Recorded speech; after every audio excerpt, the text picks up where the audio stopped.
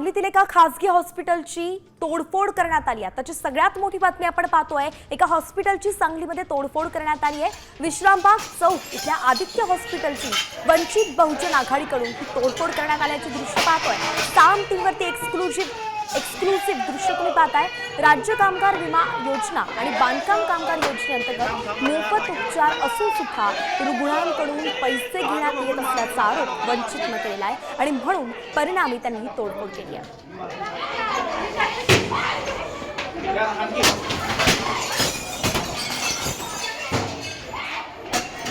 तर विजय पाटील आपले प्रतिनिधी आपल्यासोबत जोडले गेलेत। विजय, ही तोडफोडची दृश्य आपण पाहतोय, मात्र कारवाई काय करण्यात येते? नक्कीच हे आता काही वेळापूर्वी या ठिकाणी वंचित बहुजन आघाडीतर्फे कार्यकर्त्यांनी ही तोडफोड केलेली आहे। काही 2-3 दिवसापूर्वी या ठिकाणी एक महिला ऍडमिट झाली होती आणि तिच्याकडून पैसे या ठिकाणी दवाखान्याने घेतल्याचा आरोप या वंचित बहुजन आघाडीने केलेला आहे आणि ही तोडफोड केलेली आहे।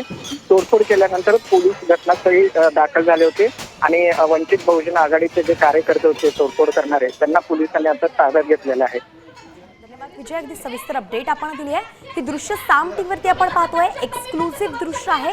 खरं तर खासगी हॉस्पिटलची तोडफोड करण्यात आली आहे। राज्य कामगार विमा योजना आणि बांधकाम कामगार योजनेअंतर्गत मोफत उपचार आहेत, मात्र रुग्णांना ते दिले जात नाही, त्यांच्याकडून पैसे घेतले जाते असा आरोप वंचितने केला आहे।